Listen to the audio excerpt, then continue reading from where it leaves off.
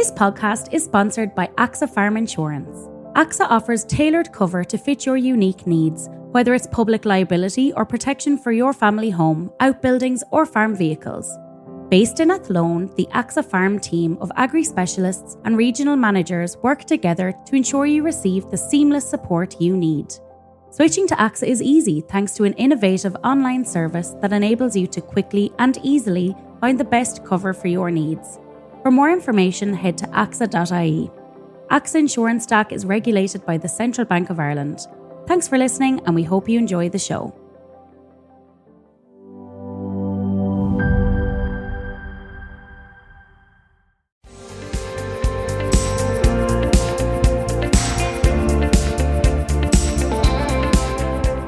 Hello and welcome to the Farming Week, the podcast brought to you by Agriland and AXA, keeping you up to date with all the latest in Irish agriculture. I'm Charles O'Donnell and I'm joined by Agriland journalist Aisling O'Brien. Well, we'll start this week with the nitrates derogation. As we mentioned on the podcast recently, it's one of the key ongoing issues that will keep popping up, and with good reason given its importance to the dairy sector.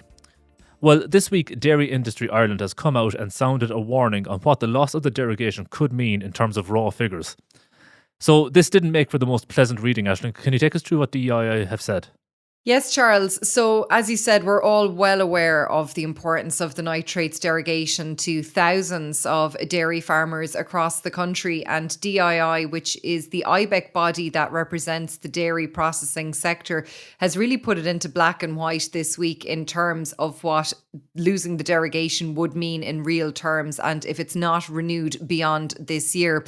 So according to analysis from the professional services business EY, which was carried out on behalf of DII, €45 billion could be lost to the Irish economy if the derogation is not renewed. And the loss of the derogation could also result in an annual drop of €555 million in the value of milk cheques received by farmers.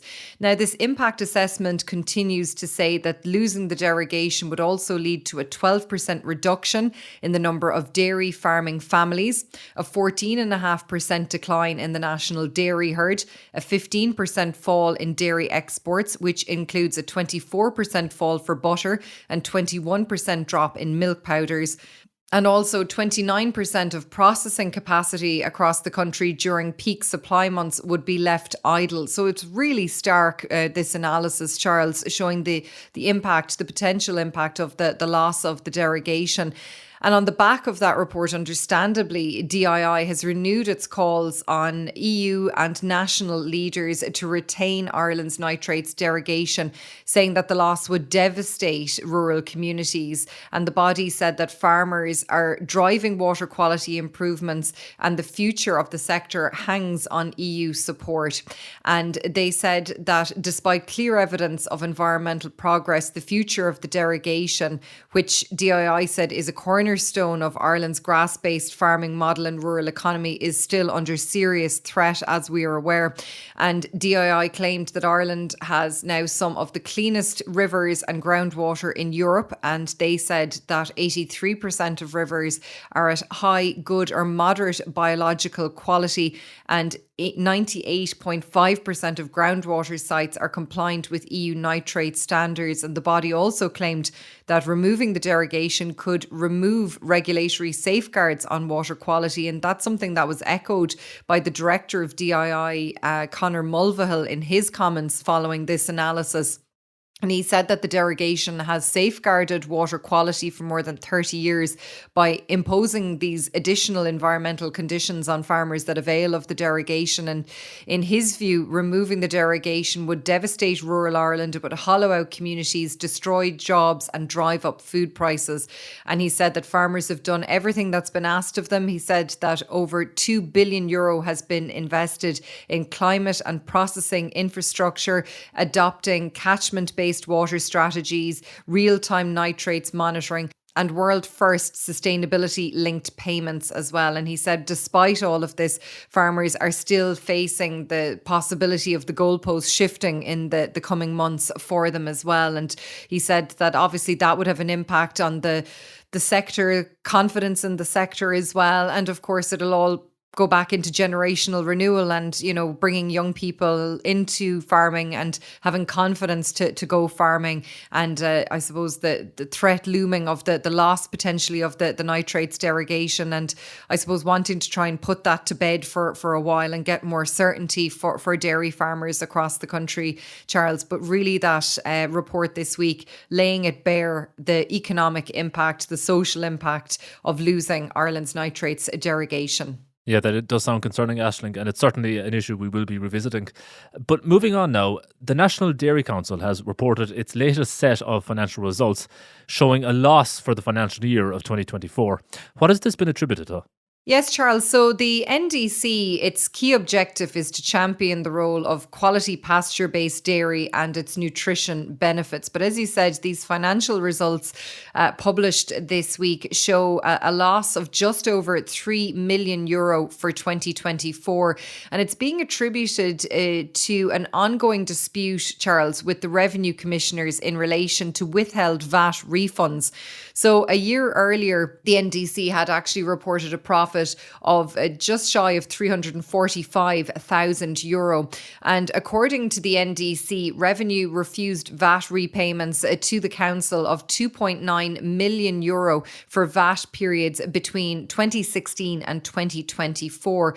And refunds of just under €1 million were made during that period. Now, the NDC has appealed the decision to the Tax Appeals Commission following professional taxation and legal advice, we were told, from their advisors Deloitte, and a settlement offer was made to the revenue commissioners in July of this year. And what we're hearing from the NDC is that negotiations with revenue are ongoing with a view to reaching a settlement about this. And they said that the NDC continues to explore all avenues of appeal in parallel, mindful of its obligations to Ireland's dairy farmers to maximise resources and manage its revenue appropriately as well. And it said it remains focused on its advocacy for Ireland's dairy farmers and promotion of dairy products as well.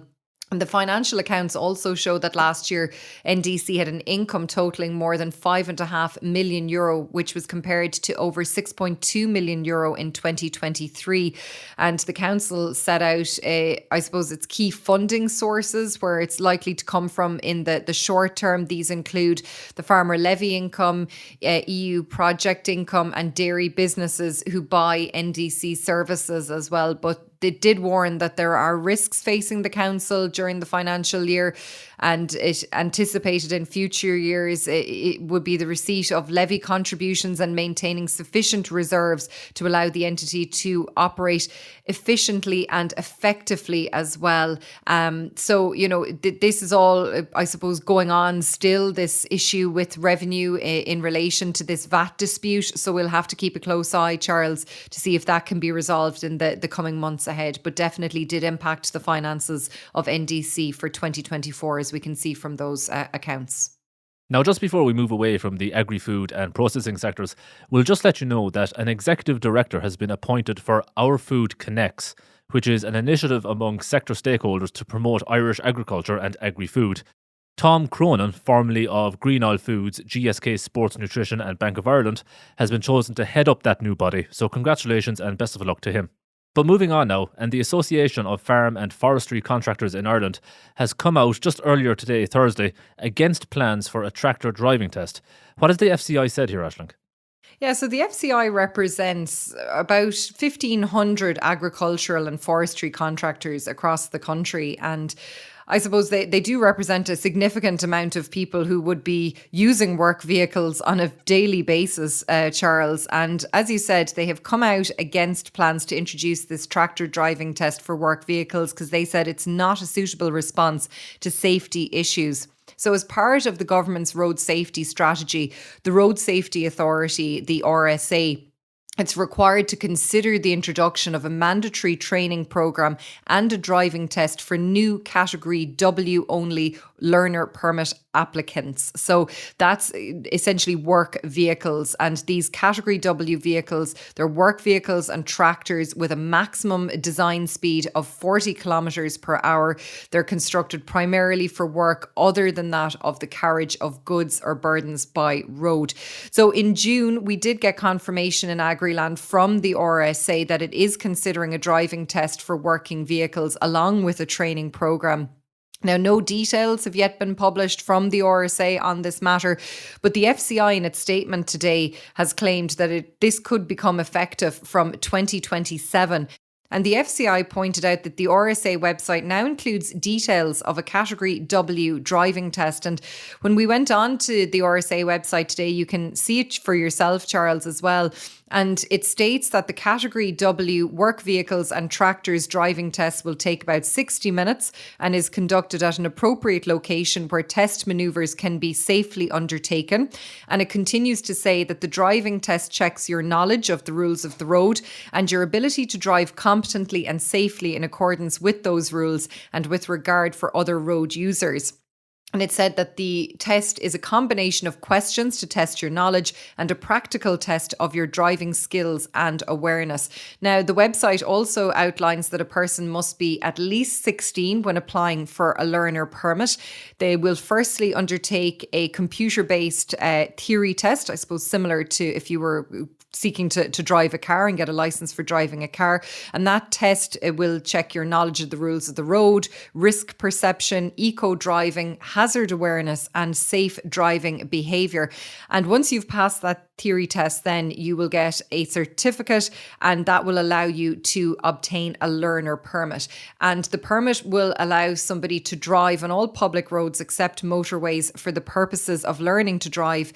And you have to hold a first learner permit for at least 6 months before you can apply to take the driving test, the RSA said. And that's to give you enough time to practice safe driving. So Anne Gleeson-Hanrahan, she's the managing director of the FCI. She's voiced concern over what she said is the lack of transparency or stakeholder discussion around what she said was the best approach to acquire a Category W licence. And she said the recent proposal by the Road Safety Authority to introduce a driving test for tractors is not a suitable or effective response to the challenges of machinery safety in agriculture. And she said what is most concerning is the lack of consultation with stakeholders from land-based farm contracting and farm representation before such measures are considered. Now, the FCI is seeking to meet with the RSA to discuss this further. We've also contacted the RSA, but as I said, that is up on the RSA website at the moment for anybody to look at, Charles. But we're waiting on an official statement about when this may become mandatory, when it's going to be introduced, or any further details. And look, the FCI claimed that tractors comprise a very small percentage of road fatalities and serious injuries. And they said that rather than implementing a conventional driving test, which they feel is more appropriate for road vehicles, they believe that the focus should be on a practical skills-based training programme tailored to the realities of modern agricultural work. And they feel that would more effectively enhance safety while also recognising the broader responsibilities of machinery operators in rural Ireland as well. So look, it's a very interesting topic. I know a lot of people out there will be interested to hear if there is a driving test coming for tractors for young people out there, and we'll have to wait and see how all that develops. But as I said, stay tuned to Agriland for more on that. We're going to revisit a story now that we covered on the podcast a couple of weeks ago, and that is the appearance in Ireland of the Asian hornet, a wasp-like insect that could pose a serious threat to Ireland's honeybees and wider biodiversity. Well, we have had further developments this week, Aisling, and not good developments. Yes, Charles, that's for sure. The news that I suppose everybody who's involved in beekeeping and has an interest in nature and biodiversity was dreading came today. Minister of State for Nature, Heritage and Biodiversity, Christopher O'Sullivan, confirmed that an Asian hornet nest was found yesterday evening, which was Wednesday, August 27th. Now, what we understand is that the nest was found at a location believed to be somewhere on the south side of Cork City. And that followed intensive monitoring and survey activities by the National Parks and Wildlife Service. And the NPWS were working with experts from the National Biodiversity Data Centre, the National Museum of Ireland, and local experts as well, including beekeepers. And of course, as you said, this comes after one of these insects, these Asian hornets, was identified earlier this month. And as you rightly point out, this hornet, it poses a significant threat to biodiversity because even a single nest of these Asian hornets can devastate honeybee populations. They target, as we spoke about previously on the podcast, hives of honeybees, particularly weaker hives, and they can just wipe them out and it's horrendous what they can do to, I suppose, insects that are already under pressure out there. And it's the last thing that we need. So this initial sighting of this Asian hornet, which was the second reported sighting in Ireland for an Asian hornet, it did trigger a government-led response. And we did see a new task force being established. And of course, all of this surveying and monitoring that went on did lead to the discovery of this nest. And we are being told now that this nest is being dealt with, and Minister O'Sullivan said that, obviously this finding is very worrying. He said that international experience shows that if you act quickly, you can prevent this destructive species from establishing in a country. And he said in this case, the team of experts led by the NPWS quickly identified the location of the nest, and work is now underway to safely remove it. And he paid tribute to the work of everybody involved in tracking down this nest. And of course, beekeepers locally in Cork are doing their own work. And I understand that they've put out traps as well. And we've seen some footage online of these hornets. And look, it is something, of course, the public are being urged to keep an eye out for them. And if you go on to the Agriland website and app, you can get an idea of what these insects look like. They're quite a large insect, but they can be confused with some of our native species, but they are quite a distinctive insect up against their smaller compatriots in the insect world. So definitely have a look at the website and keep a close eye out, I suppose, particularly if you're in the Cork region of the country, Charles, because this seems to be where it's concentrated at the moment. But that's not to say that these insects couldn't turn up elsewhere as well. And look, if you do come across one of these insects, if it's possible to take a photograph and to send it on to the NPWS or the National Biodiversity Data Centre, that would be very much appreciated at this time. And look, hopefully that it was one nest and it's contained, Charles, because a big concern to people who keep bees out there. And, it's just such a threat to our biodiversity, just something we do not need in this country. And hopefully it has been brought under control now. Yes, and Agriland will certainly be keeping an eye on that story as it develops. But moving on now, and there are a number of important dates coming up that farmers and their advisors should be aware of. So what's on the calendar, Aisling? Yes, Charles, we're going to kick off firstly with acres, and the deadline for the submission of acres scorecards to the Department of Agriculture falls this Sunday, which is August 31st. Now, the department has previously said that all scorecards have to be submitted by this deadline in order to allow for advance payments to be made to farmers in November. And the department issued around 125,000 scorecards to acres advisors at the start of June, and the latest data published by the department shows that as of August 22nd, just over 96,000, or about 77% of those scorecards had been completed and returned to the department. So a really important date for the diary. If you haven't got those submitted yet, make sure to do so by Sunday.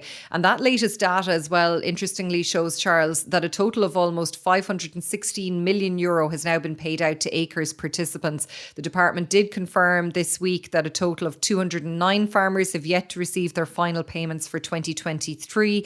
Advance payments in respect of the scheme participation in 2024 still have to be made to 1,009 farmers across both tranches 1 and 2. And of those, 209 are also awaiting their balancing payment in respect of 2023. And that must be paid before, of course, the 2024 advance payment can be made to them. And the most recent run of balancing payments brought the total balancing payments to just over €39 million paid out to over 52,000 farmers. And this all means that over 96% of all acres participants are now up to date with their payments. And just to note that the claim system for non-productive investments, for which approvals issued in December 2024 and April of this year, is currently open. And we learned that 148 claims have been submitted for 2023 and 38 have been made for 2024. So if you are making an NPI claim, that system is currently open and will be for the next couple of weeks. And the application window for landscape actions also remains open to acres farmers as well. Also, in other scheme related news this week, Charles, the deadline for expressions of interest in the Waters of Life programme has been extended until Friday, September 12th. Now, Waters of Life is a voluntary agri-environmental programme which is being piloted to reward farmers for protecting and improving water. And in a statement to Agriland this week, the organisation said they've been actively recruiting new farmers in recent weeks and have over 200 expressions of interest received for year 2. And that could bring total participation in the programme to over 400 farmers, or 1 in 3 eligible farmers volunteering to do their bit for water quality.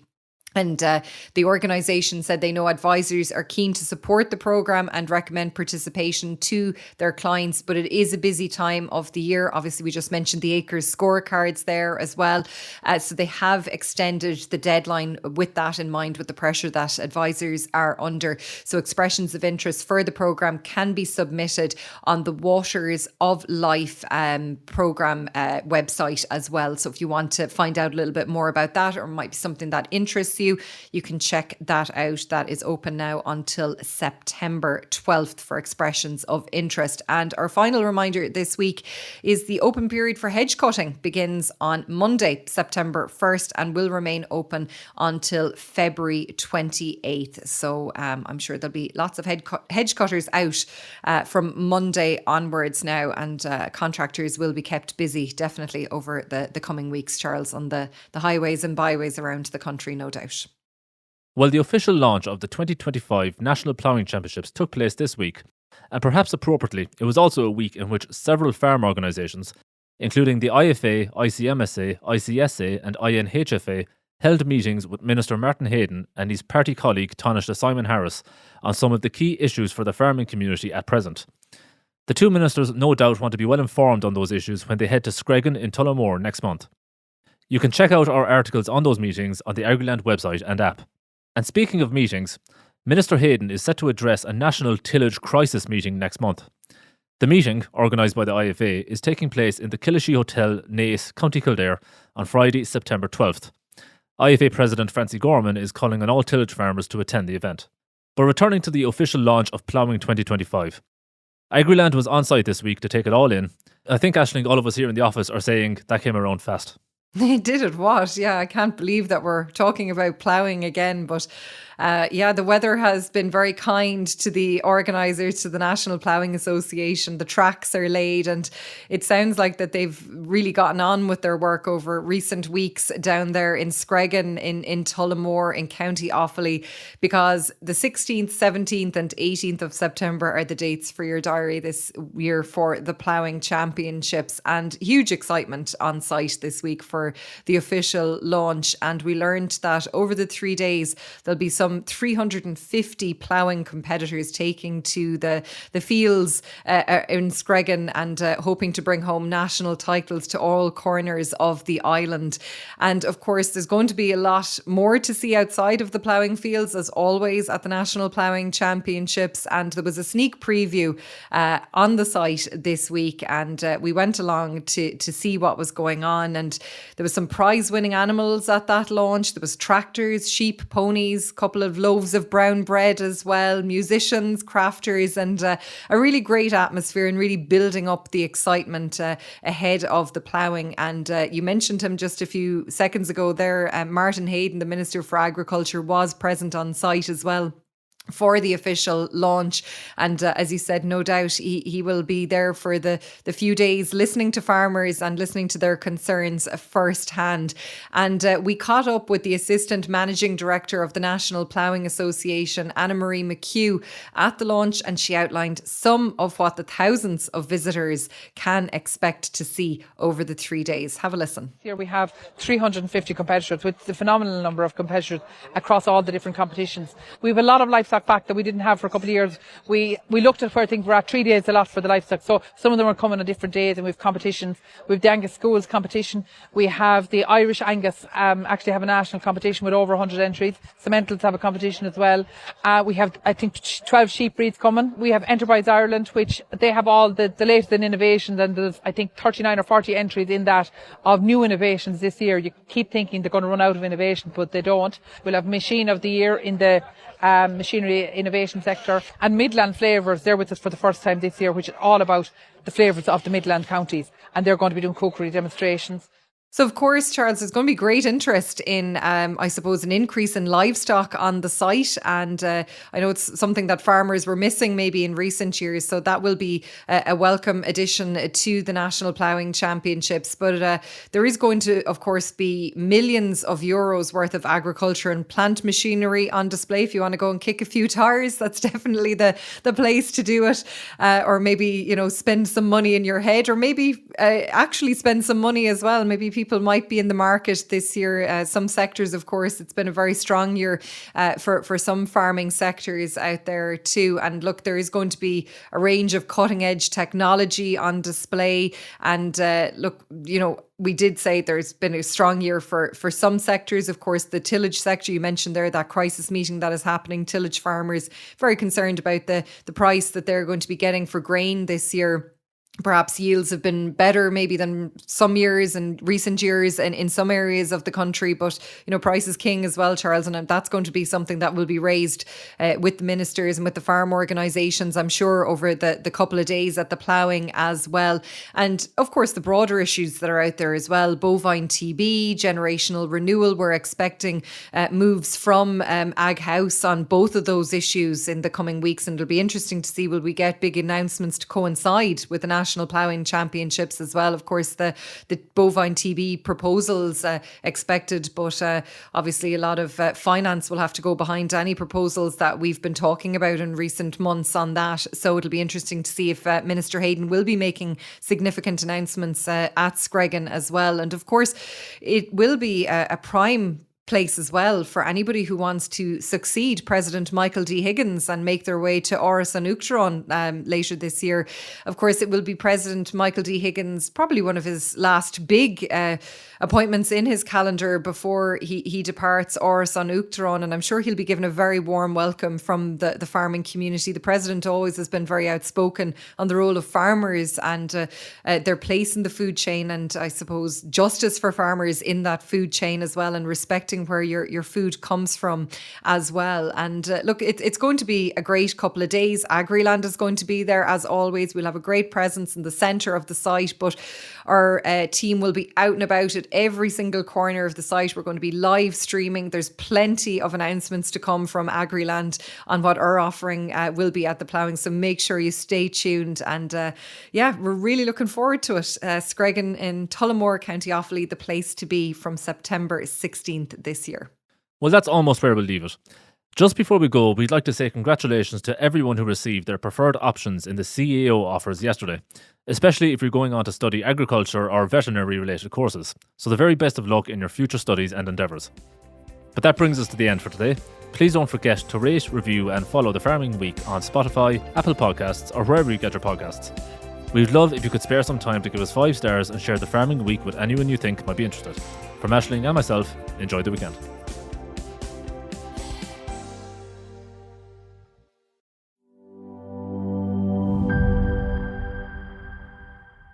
This podcast is sponsored by AXA Farm Insurance. AXA offers tailored cover to fit your unique needs, whether it's public liability or protection for your family home, outbuildings or farm vehicles. Based in Athlone, the AXA Farm team of agri-specialists and regional managers work together to ensure you receive the seamless support you need. Switching to AXA is easy thanks to an innovative online service that enables you to quickly and easily find the best cover for your needs. For more information, head to AXA.ie. AXA Insurance Stack is regulated by the Central Bank of Ireland.